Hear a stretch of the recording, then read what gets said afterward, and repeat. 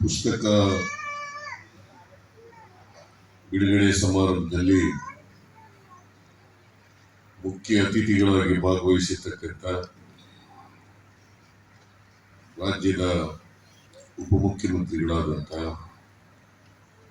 ಶ್ರೀ ಡಿ.ಕೆ. ಶಿವಕುಮಾರ್ ಅವರೇ,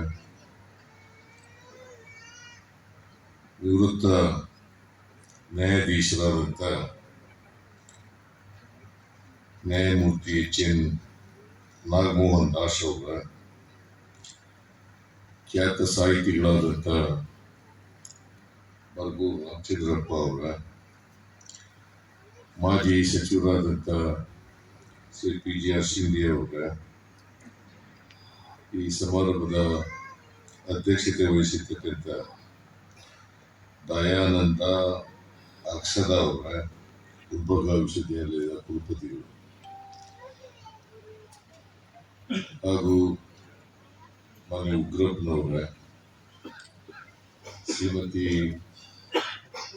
ಮಂಜುಳಾ ಉಗ್ರಪ್ಪನವರ, ಪ್ರಕಾಶ್ ರಾಥೋಡ್ ಅವರ,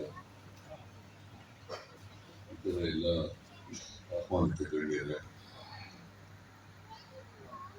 ಇಲ್ಲಿ ಯೂನಿವರ್ಸಿಟಿಯ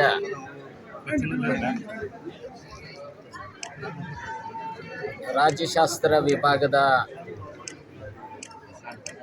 ಹೆಡ್ ಆಫ್ ದಿ ಡಿಪಾರ್ಟ್ಮೆಂಟ್ ಆಗಿರುವಂಥ ಶ್ರೀರಾಮ್ಲೂರವರು ಮತ್ತು ಅವರ ವಿದ್ಯಾರ್ಥಿಯಾಗಿದ್ದಂಥ ವೀರೇಶ್ರವರು, ಆಗಿನ ವೈಸ್ ಚಾನ್ಸಲರ್ ಆಗಿದ್ದಂಥ ನಿರಂಜನ್ರವರ ನಿರ್ದೇಶನದ ರೀತ್ಯ ನನ್ನ ಬದುಕಿನ ಬಗ್ಗೆ, ನನ್ನ ಬದ್ಧತೆಯ ಬಗ್ಗೆ,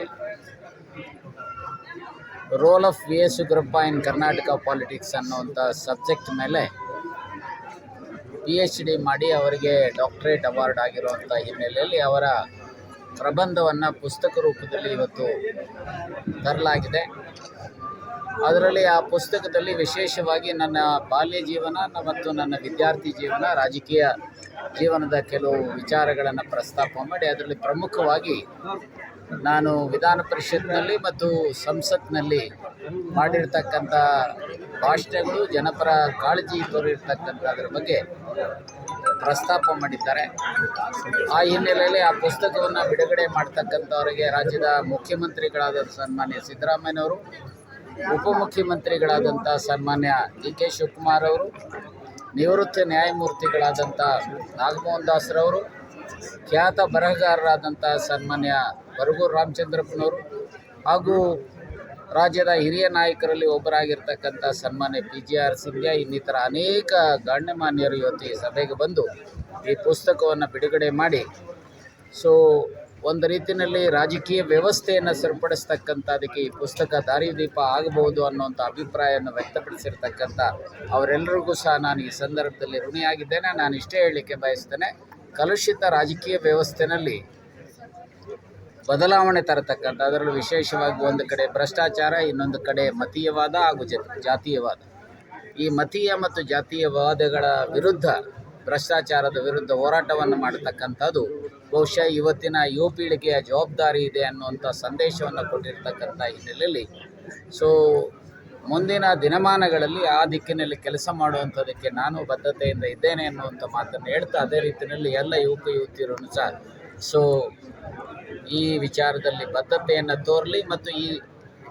ಕಾರ್ಯಕ್ರಮಕ್ಕೆ ಸಹಕಾರ ನೀಡಿದಂಥ ಎಲ್ಲರಿಗೂ ಸಹ ನಾನು ಹೃದಯಪೂರ್ವಕವಾದಂಥ ಧನ್ಯವಾದಗಳನ್ನು